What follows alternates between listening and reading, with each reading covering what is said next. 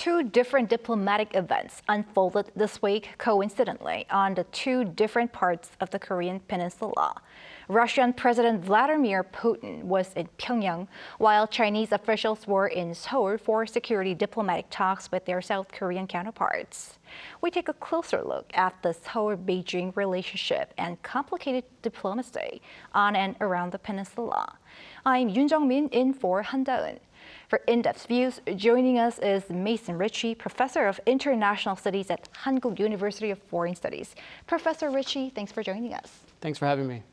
Also, Kil-joo, Research Professor at Ilmin International Relations Institute at Korea University, joins us too. Professor Van, it's great to have you on the show. Good evening, glad to be here. All right, Professor Richey, the Korea-China diplomatic and security talks was held on Tuesday, the first in 9 years. Similar talks have been held before, but this time the dialogue was elevated to a senior level for the first time. Why don't you give us a backdrop that prompted Seoul and Beijing to engage in this enhanced, higher level dialogue? Yeah, sure. So, the last of these 2+2 meetings goes back 9 years ago. And boy, does that seem like another era. We can think back to, when Park Geun-hye was invited, to, Beijing and was, feted, and, how improved the relations seemed at that time. But then, of course, things went downhill quite quickly. It began when China was not very constructive, at least from a South Korean perspective, in how it dealt with North Korea's nuclear tests, notably starting in 2016. Then, of course, there was the THAAD issue, which remains a problem with respect to China's position. And then COVID comes along. The U.S. and South Korea dramatically improve their relations. And so the trajectory of China-South Korea relations, has just gone dramatically downward. Yoon, when he arrived in office in 2022, took a very resolute approach towards China, and I think was really trying to establish a position of strength in dealing with China. And the way that he's done that in the first place is by building up the alliance with the United States, or rebuilding, if you want to look at it that way, in terms of some of the damage that was done to it by the Moon administration. And of course, notably growing that alliance, not only bilaterally through the relations with the U.S., but trilaterally with improved relations with Japan. So I think Yoon feels like, at least from an external relations perspective, that he can finally turn now to China from a position of strength. Yes, domestically he's weak. Yes, there was the dramatic beating that his party took in the April National Assembly elections. But at least from, I think, an external relations perspective, he's coming at China now from a relatively strong position. China, on the other hand, faces some pretty significant internal difficulties, notably economically, but also, externally, we see, Xi having to manage a very complex relationship with the United States and a rivalry, a geopolitical competition which is intensifying. South China Sea, for lack of a better term, chaos that we're seeing right now. The calibration of how China is going to deal with Ukraine and the Ukraine war, and therefore how it's dealing with Russia. And now, of course, you have Russia and North Korea improving their relations. So I think with all of those issues that China has going on, China feels like this is not the time to make relations with South Korea worse. In fact, if anything, they can perhaps get some benefit out of stabilizing that relationship. So I think that's the sort of dynamic that's leading both of these countries to rekindle the improved relations that we're seeing, whether that be in the trilateral summit that was held, and now this 2+2 that's sort of come out of that trilateral summit framework. What a decade it's been. All right, Professor Van, the 2+2 Seoul-Beijing dialogue coincided with Russian President Putin's visit to North Korea. It also came as inter-Korean relations hit a new low. What is the significance of this dialogue coming at this critical juncture? Well, the fact that two diplomatic events happen to be simultaneously here on the Korean Peninsula shows that we are, historical critical juncture and an international critical juncture, if I explain the situation here by using the term critical juncture that you mentioned earlier. I would say that the 2+2 Seoul-Beijing meeting is significant in three aspects: maintaining stability on the Korean Peninsula, mitigating the new corridor mechanism in the region, and finally maintaining a rules-based order in the world. To be more precise, first of all, the ROK-China dialogue is helpful for deterrence. The dialogue was made in a situation where North Korea and Russia agreed with the reciprocal support in the event of contingencies under the new framework of the Comprehensive Strategic Partnership. This new framework allowed the two countries become a military alliance again. In particular, Article 4 notes that reciprocal support will be made without delay under the domestic law of each country in the event of being attacked. I don't think this reciprocal support means automatic intervention as NATO does. However, this agreement should not be treated as an empty promise either. The level of agreement looks strong for a very short amount of time for diplomacy. Simply speaking, this agreement looks like not automatic intervention, but conditional intervention. It does not mean that this agreement needs to be dealt with as insignificant. In fact, it can be defined as a quasi-automatic intervention. So this agreement increases the possibility of Kim Jong-un's miscalculation. Likewise, the newly articulated DPRK-Russia relationship makes the Korean Peninsula much more unstable, geopolitically as well as militarily. In this sense, how to prevent Kim Jong-un from making miscalculations becomes more important.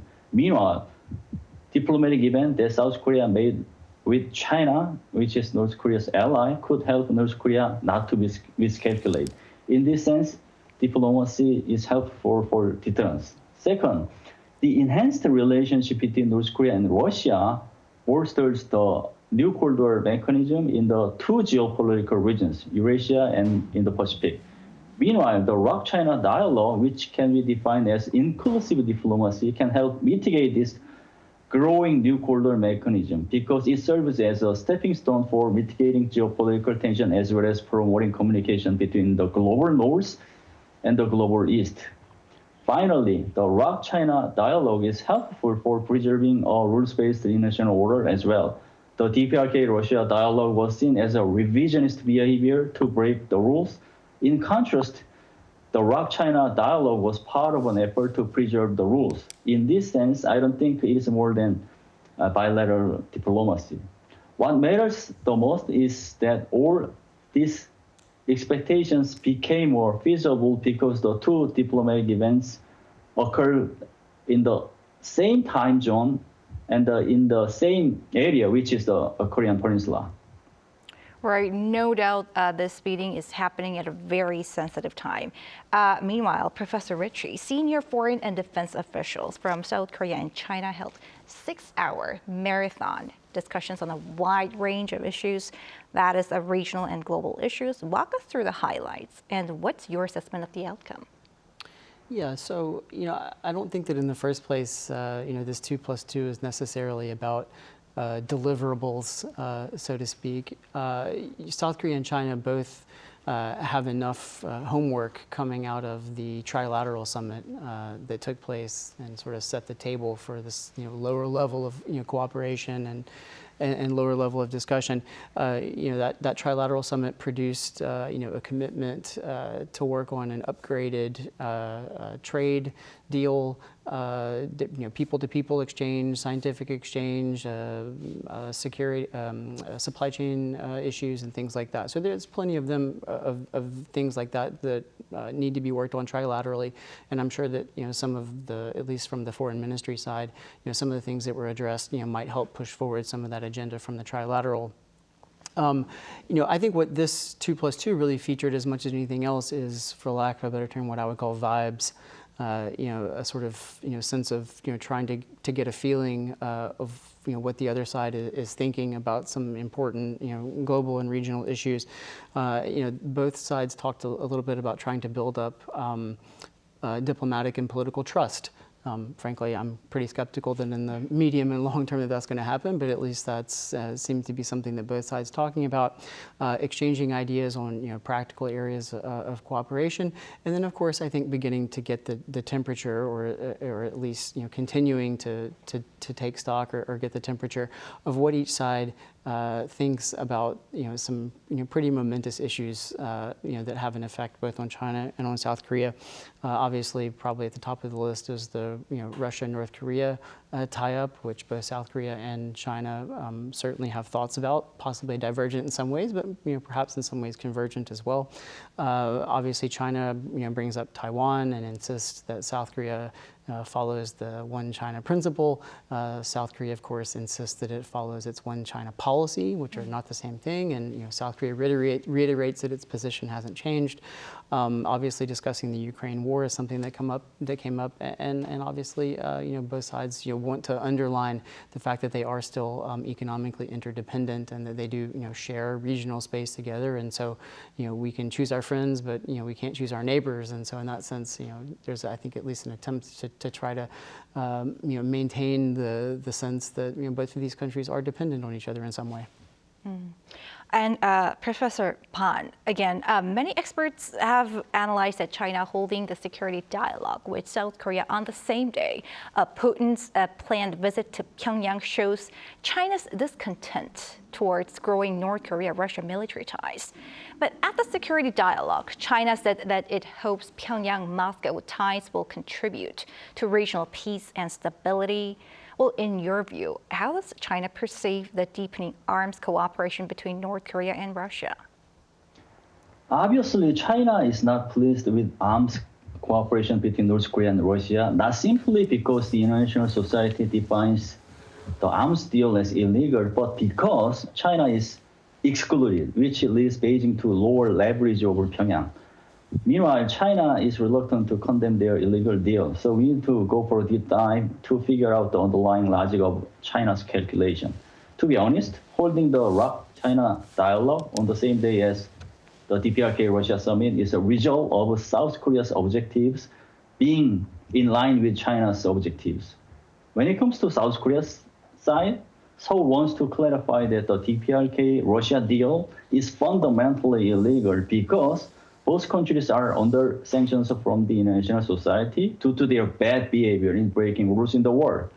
Meanwhile, the ROC-China diplomatic event occurred timely, which is good for this clarification because it can be seen as diplomatically offsetting this illegal deal between Pyongyang and Moscow.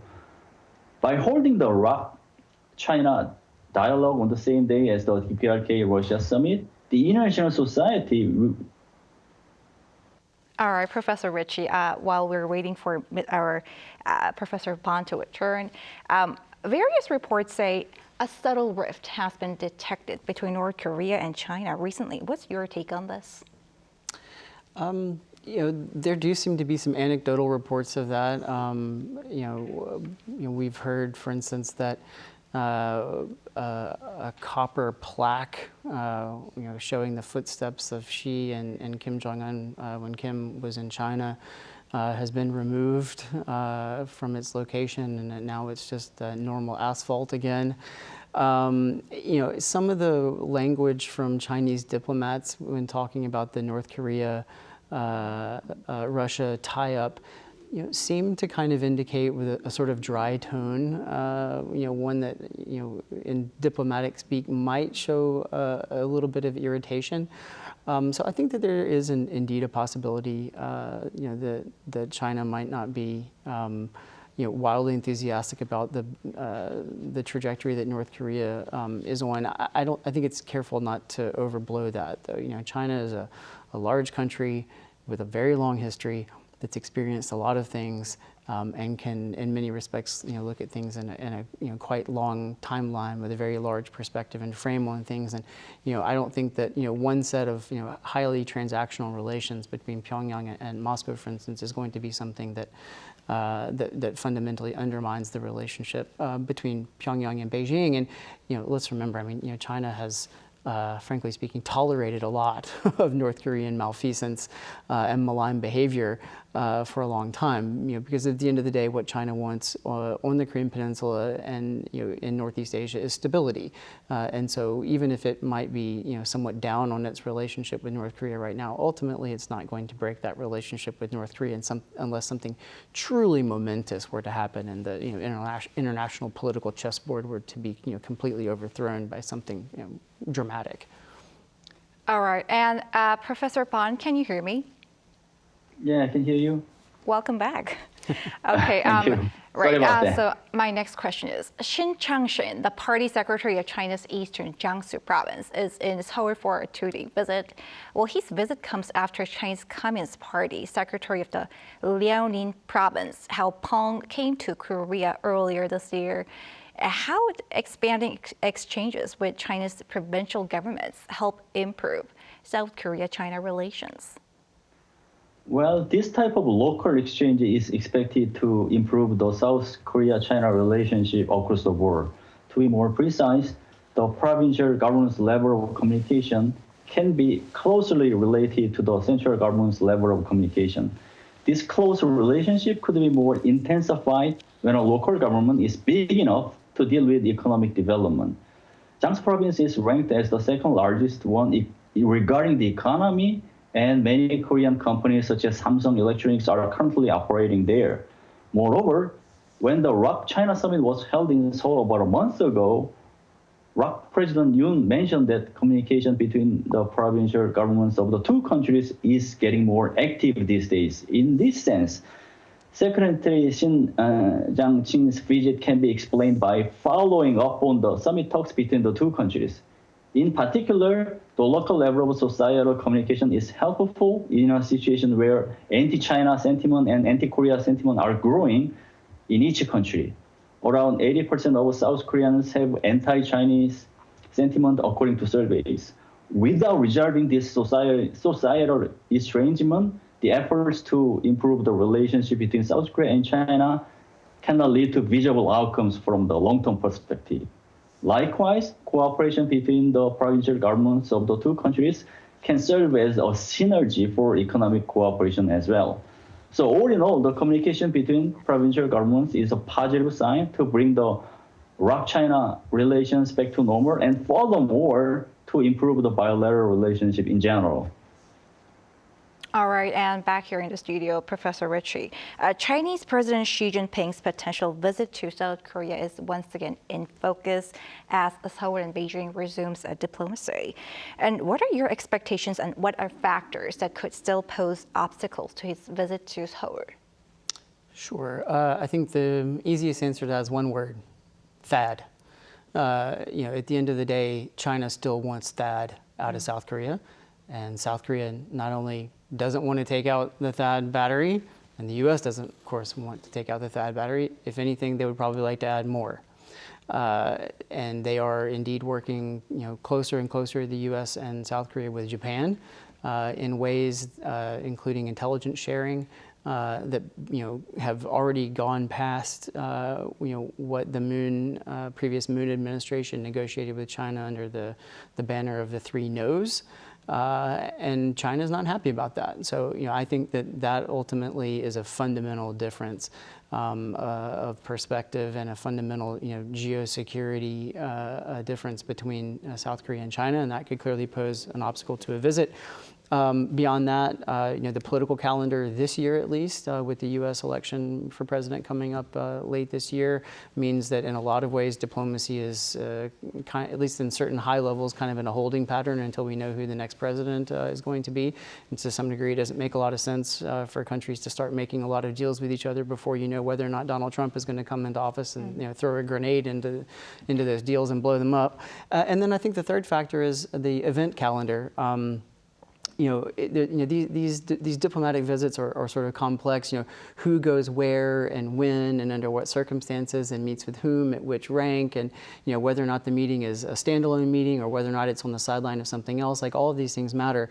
And 2025 we have the Asian Winter Games coming up, and it wouldn't surprise me if, for instance, China actually would want Yoon to perhaps come to China and sort of make that something that flows naturally from the 2025 Asian Winter Games.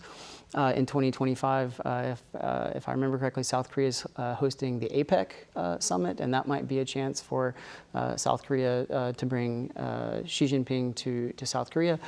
So there's some event calendar issues that I think play a role in terms of which leader might visit the other leader, in addition to some of these other more fundamental issues. Okay, we will have to leave it there. All right, Professor Richey and Professor Pan, thanks for your insights. Thank you for having me. Thanks for having me. And that brings us to the end of this show. Thank you for watching, and be sure to tune in same time tomorrow to join our conversation. Bye for now.